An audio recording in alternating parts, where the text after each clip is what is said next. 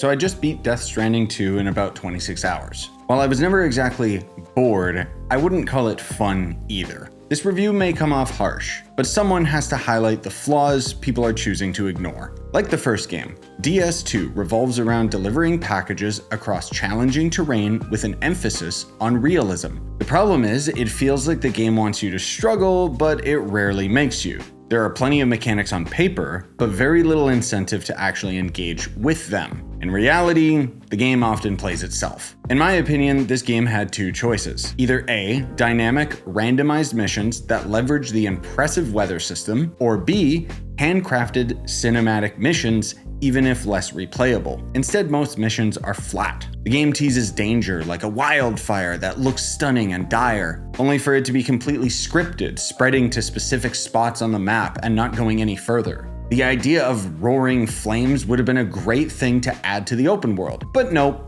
I only ever saw it again once during a late game mission. I've seen some people comparing the combat to Metal Gear Solid. I've seen more people saying that it's actually better.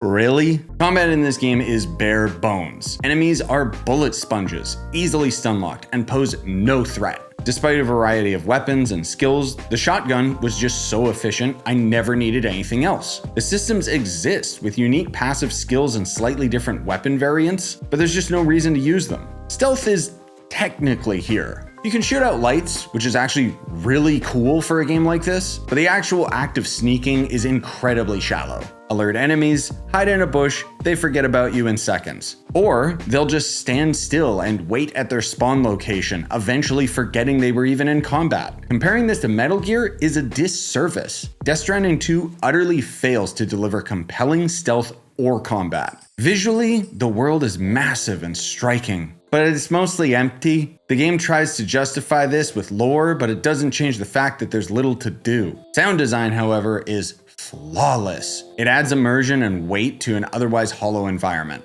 Personally, I think that one of the most interesting things about this game is the online aspect. You see, other players have the ability of indirectly assisting you, like leaving a weapon for a boss fight, lending out their vehicle, or building structures like bridges. Genuinely great idea. Vehicles break everything. I expected obstacles or systems that would make me adapt or force me from my ride, but they never came. Aside from a single encounter, I drove from point A to B without any issue the entire game. The missions themselves also do no favors and boil down to glorified fetch quests padded out by arbitrary limitations on fast travel. Oh, fast traveling's disabled while you do this mission? Oh, you just completed it? Okay, fast travel's unlocked again. People say Kojima gives the player options and it's your choice to use a vehicle through the entire game. But if the most efficient path is driving in a straight line and you have to restrict yourself in order to have fun, that's not a feature that's flawed design. The funny thing is, while I was playing this game, I couldn't help but think of Red Dead Redemption 2,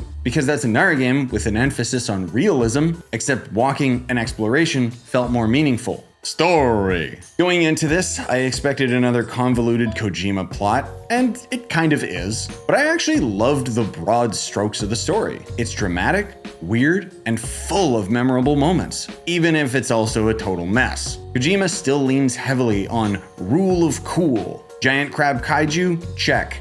Guitar weapon that shoots lasers? Check. It's all style, but with little payoff, as characters disappear without resolution, and the narrative often prioritizes spectacle over substance. That said, the performances of the actors are top tier, and the cinematography and action scenes are genuinely stunning. Final score. This review might make it sound like I hated the game, but I actually enjoyed parts of Death Stranding 2. The story kept me invested, even if the gameplay didn't. As for my recommendation, personally, it's a hard pass. It's basically a AAA walking simulator with incredible presentation but shallow mechanics. So if that's your thing, you might love it. But for me, the repetition, lack of depth, and Kojima's unchecked indulgence made for a frustrating experience. Impressive, yes, but ultimately, just an elaborate magic trick.